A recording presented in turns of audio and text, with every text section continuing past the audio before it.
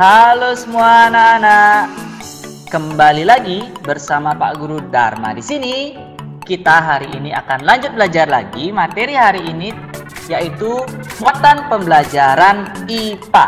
Nah, adapun yang akan kita pelajari yaitu tentang dampak pemanfaatan teknologi. Nah, tujuan pembelajarannya setelah anak-anak menonton video Pak Guru ini, anak-anak dapat mengetahui dampak dari pemanfaatan teknologi bagi keseimbangan alam dan lingkungan. Nah, seperti biasa di awal video Pak Guru akan berikan persepsi, tetapi di akhir video Pak Guru akan berikan tugas untuk kalian. Nah, sebelum masuk ke persepsi, mari kita berdoa dulu sejenak agar apa yang kita pelajari hari ini dapat bermanfaat untuk diri kita dan untuk orang lain. Pak Guru akan pimpin doanya. Untuk semuanya anak-anak, berdoa dimulai. Ya, berdoa selesai. Nah anak-anak, adapun persepsi kita pada hari ini yaitu sebutkanlah perkembangan teknologi di bidang maritim bagi kehidupan para nelayan. Nah, Pak Guru ulangi ya, sebutkanlah perkembangan teknologi di bidang maritim bagi kehidupan para nelayan. Nah, bagi kalian yang sudah tahu silahkan bisa komen di kolom komentar atau bisa langsung japri ke WA Pak Guru. Nah, namun kita akan lanjut ke materi, jadi tolong disimak dengan baik ya. Yang pertama yaitu adalah dampak pemanfaatan teknologi bagi keseimbangan alam. Nah, peralatan yang dilarang digunakan oleh nelayan adalah yang pertama, bom ikan. Yang kedua, pukat harimau. Hal ini dikarenakan dapat menimbulkan dampak negatif terhadap lingkungan. Nah, ini merupakan dampak dari pemanfaatan teknologi yang negatif anak-anak. Yang pertama itu menangkap ikan menggunakan bom. Nah, jika kita menangkap ikan menggunakan bom, tidak hanya ikan saja yang terkena dampaknya atau mati, jadi terumbu karang juga akan kena dampaknya, hewan-hewan lain juga terkena dampaknya, bisa jadi mikroorganisme juga terkena dampaknya. Selain itu, bom ikan ini juga memiliki yang namanya residu yang bisa mencemari air di lautan tersebut.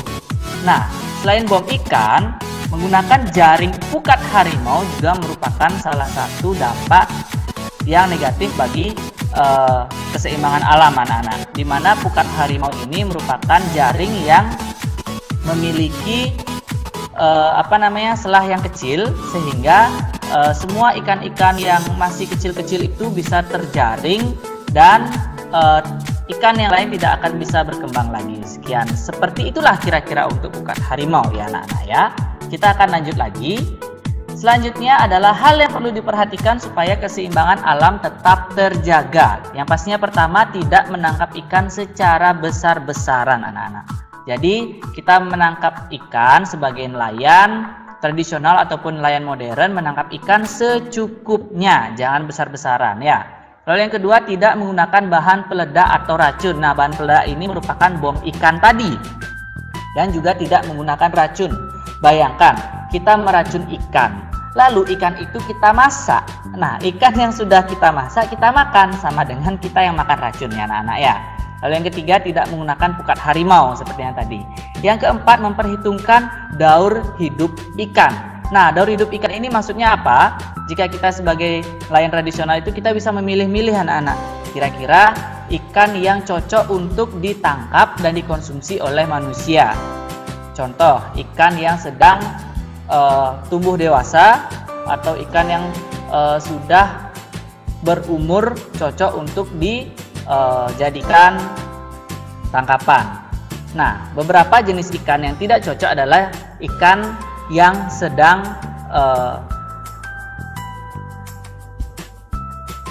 beberapa contoh ikan yang kurang cocok untuk ditangkap dan diperjualbelikan adalah ikan yang sedang masa reproduksi.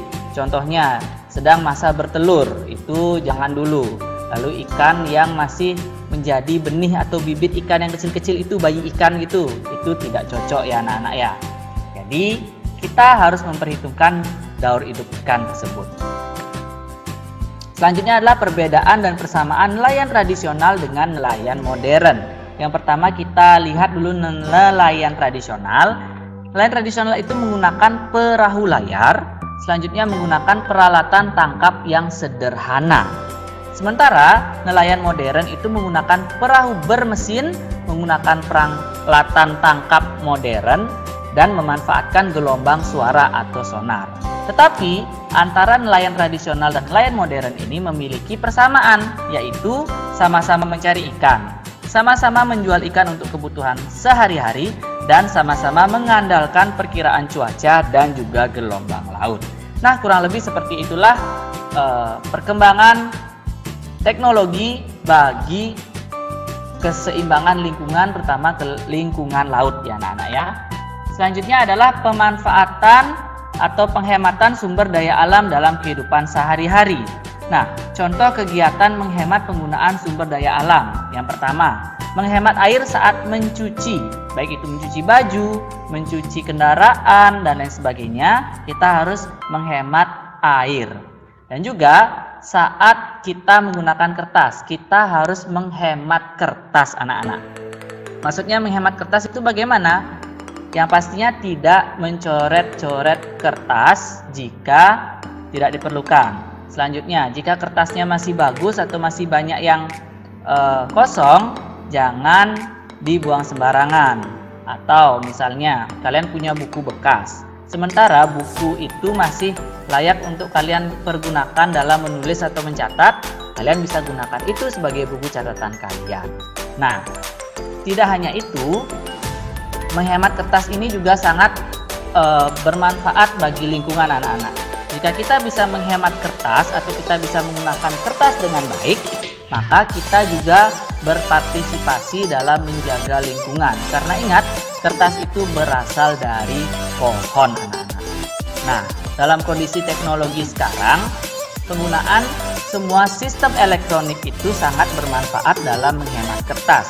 Contoh kemarin kalian sudah ulangan secara online. Semua soal-soal menggunakan sistem online. Jadi kita bisa bilang itu merupakan penghemat kertas anak-anak ya.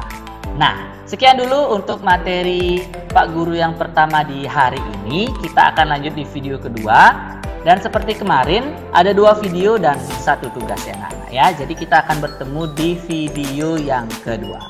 Bye-bye!